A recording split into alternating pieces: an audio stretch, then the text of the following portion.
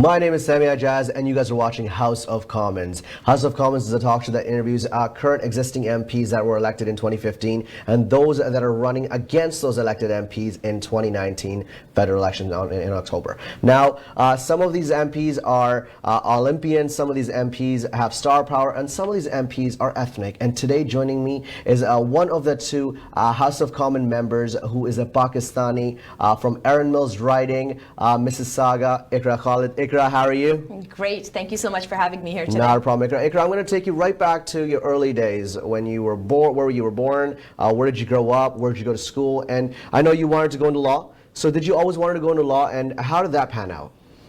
Well, I was born in Bahawalpur. I moved to England with my family when I was about 6 years old. My dad completed his PhD there in Manchester. Right. And then from there we moved back to Pakistan for about a year, and then we immigrated to Canada permanently. Right. I went to high school here in Canada. And then I went to York University. I did my undergraduate in professional writing and criminology. The idea was to be a journalist. Nice. But that didn't pan out too well. So if you became a journalist, we would switch spots. Maybe we would switch, exactly. So, fantastic. After I worked a little bit, I worked for over a year and a half at an immigration firm. I did their PR initially, and then I switched over to doing some of the immigration files, and I realized that I really loved and appreciated the law, so I decided to go to law school, and I went to law school. I became... and I heard you did the 3 years in two? Yes, I actually, a year and a half. So now you're pushing it. A year and a half. A year and a half. I received my Juris Doctorate in about a year and a half. That's amazing. I'll take you back to 2015, and you decided to jump in the world of politics. How difficult was that decision? And briefly tell me what your platform was in 2015. Absolutely. So it was not as difficult of a decision as I would think. Right. And the reason for that was because I was always volunteering, always being involved in the community throughout my life. So, starting from high school, and the idea was to give back to this country that has given me so much. It's the land of opportunity here. So serving the public has always been part of who I am as a person. Right. And I remember it was about when I had just graduated from university, my dad sat me down and he said, I was 21 years old at the time, and he said, Iqra, I think you should go into politics. Right. And I laughed it off. I said, Baba, this is not my cup of tea. What do you mean? I have no idea. Right. But then when I came back from law school and I was working in the city of Mississauga, my dad asked me again, Erin Mills Riding is opening up, beta. Maybe it's time to throw your hat in the ring. Right. And so we did. We consulted with the rest of my family, my three brothers, my mom, my sisters-in-law, and we started off. That's fantastic. And it's been a wonderful experience. And have you far. always been a liberal? Yes, I have always been a liberal, and the reason for that is our Charter of Rights and Freedoms. The Liberal Party is the party that brought that charter in, and a person who looks like me and is my gender, a young person, I think we really depend a lot on the charter. I think you are probably one of the, when you got elected in 2015, yes, if you're not the youngest, one of the youngest. I was one of the youngest. Elected. I was 29 when I was elected. Yes, and giving out age. My age is public. It's already public, we'll get it, all right. Now, there's a lot of individuals that are on the fence, right? A lot of young individuals between that 18 to 29 that are still thinking liberal or conservative. Now, in your opinion, what's the difference between the two, and which policies of liberals you connect with the most, that when you talk to me about this, the youngsters will go, you know what, I'd rather choose liberal over conservative or conservative over liberal? Well, the number one issue that our youth really raise with me here in Mississauga, Erin Mills, and actually across Canada is the issue of climate change. Right. And if you really wanted to differentiate between the two parties, you'd really take the issue of climate change and use that to analyze what the two parties are really all about. Right. The Liberal Party, and in the past 4 years, we have held the most number of consultations that any government has held to really listen to the people. It's really governance by the people. We believe in a stronger middle class. We believe in providing that foundation for Canadians so that we can lift ourselves up as Canadians. Canadians are very smart, very talented people. Absolutely. And climate action is just one of those examples where we've taken this concern, we understand its legitimacy, and we want to action it out. And it was in this parliament that we were able to declare a climate emergency and are taking some significant concrete steps towards reducing emissions. We're participating at the world stage to talk about this very important issue, whereas the Conservatives are not. They're, in fact, many of the Conservative benches deny that climate change is real, which is very troubling in a time like this. So I think when we talk about young people and whether to choose between those two parties, climate is a very good example as to what differentiates us. So you talk about climate, and I was going to ask you this question later on in the interview, but let's talk about the carbon tax, right? So the carbon tax was implemented in April 2019, right? And as you say, the climate is an important factor. When we talk about the carbon tax, do you feel it's fair to exempt the companies 80%? Is that fair to the common individual? Well, I think the collective goal of the price on pollution, it's not a tax, it is literally a price on pollution. If you're going to pollute, you're going to pay the price for it. It's really to encourage and to incentivize and to punish those that pollute, to get them towards changing your lifestyle, changing the way that you operate your business, to be more emission friendly so that you're not polluting as much.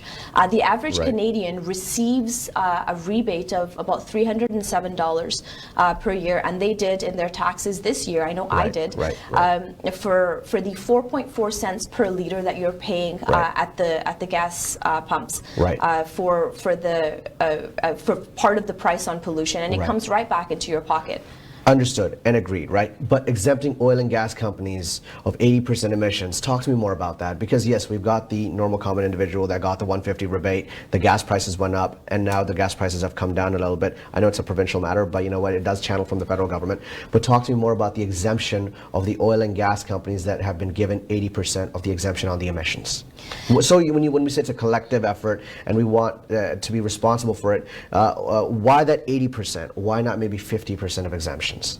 When we're talking about taking a national leadership position on emissions, on reducing our emissions and meeting the targets that we've committed to internationally, we have to also understand that the economy and the environment must go hand in hand, and we have to transition from the oil sector into the clean tech sector. And we've been making some major investments, incentivizing companies to do that research and development and to develop that clean technology.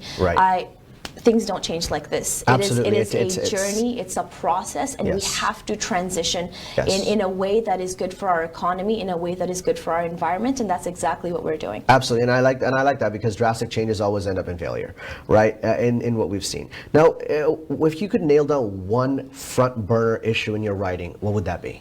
Well, climate change is definitely a big issue in my writing, and so is diversity and inclusion. Immigration is also a very big issue, and these are all issues. So talk to me a little bit about immigration. When you say it's an issue, what's in like 30 seconds? What's the issue? And in a minute, what's the actual solution? Well. If you remember in the Harper era, the state of immigration in our country, especially in a diverse riding like Mississauga, Erin Mills, where people were waiting up to 4 years to be reunited with their family members here in Canada, or parental sponsorships which were decreased. There were only 5,000 parent sponsorships that the government was accepting per year. We've been able to increase that by 20,000, and people really appreciate that. People really appreciate that now. The processing time for family reunification is only 12 months as opposed to the 4 years that it was beforehand. And there is a labor shortage, and people would like to see more labor, more people coming in and creating jobs and being part of the economy here, building up our country. But at the same time, there has to be an accountable way, a fair way in which we expand our immigration system here. Iqra, you mentioned a lot of great things about the immigration. You talked about jobs. We're going to take a short break, and we're going to come right back. We're here with Iqra Khalid. We're going to take a short break. We'll come right back to Iqra Khalid, who's the MP of Erin Mills, Mississauga riding. We'll come back. We'll talk about the student jobs. We'll talk about visas. We'll talk about SNC Lavalin and a few other more issues. Stay with us. Keep watching House of Commons.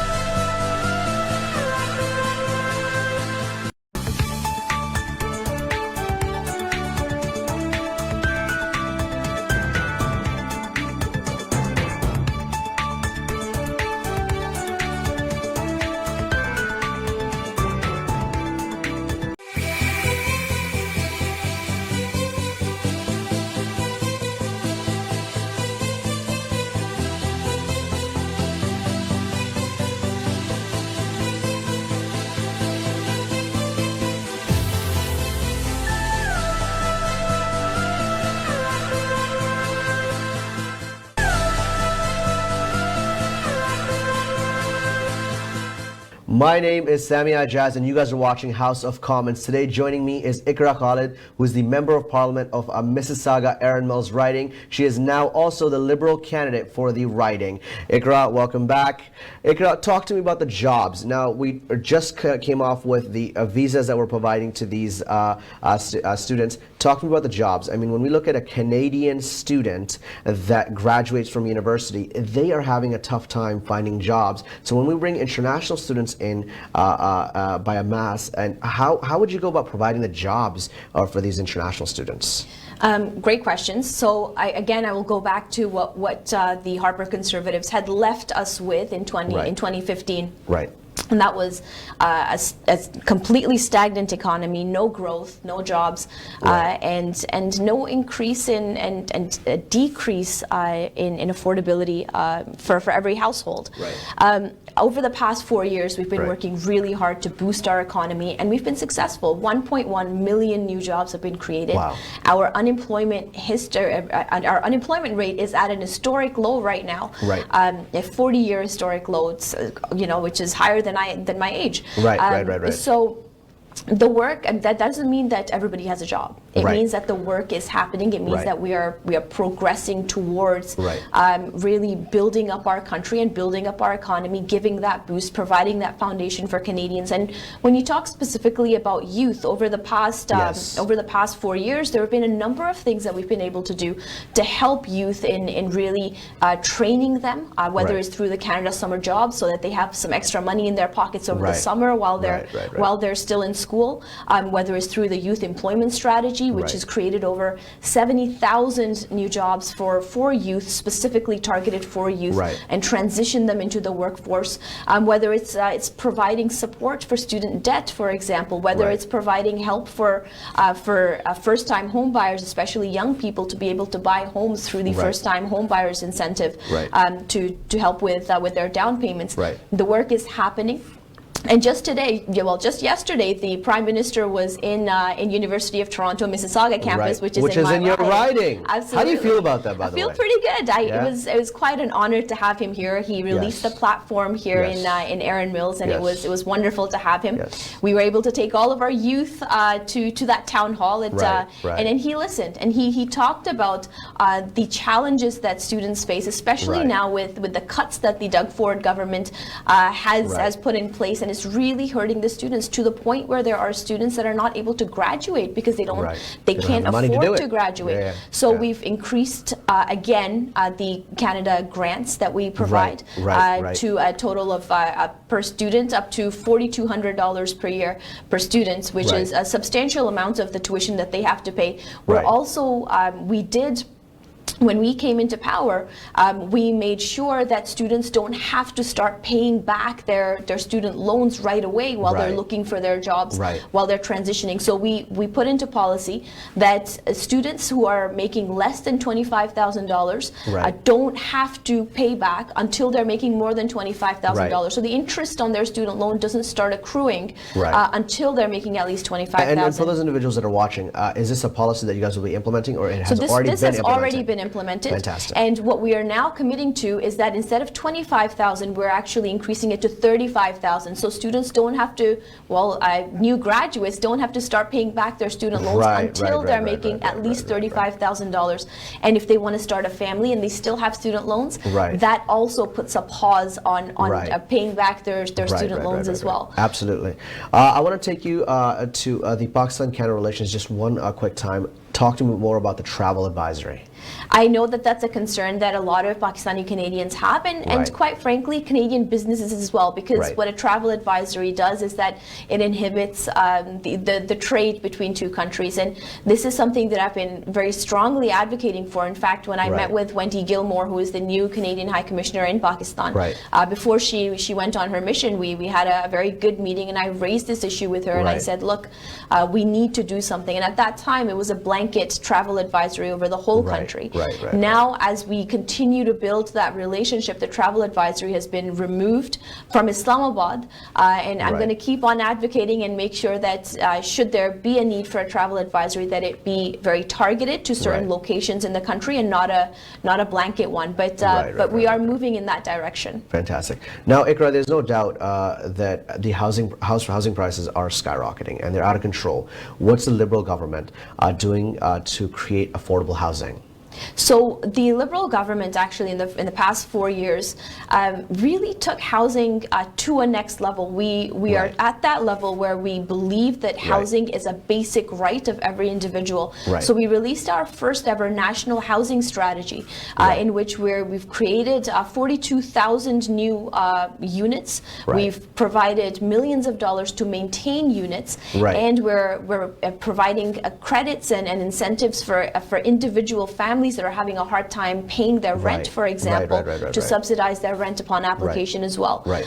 So the work is happening, and we're trying to make sure that that our policies reflect really the times. So I know that there's a bit of a controversy around the stress test, but when we talk about affordability, and we know that Canadians are maybe $200 away from insolvency, as has been stated on various articles in the past, then we want to make sure that we are protecting Canadians. We don't want a scenario where we don't want to repeat what was the housing bubble in the U.S. to happen here, where people are borrowing debt upon debt upon debt, and then the economy just goes to the floor. So like when that bubble bursts, we want to make sure that Canadians are protected.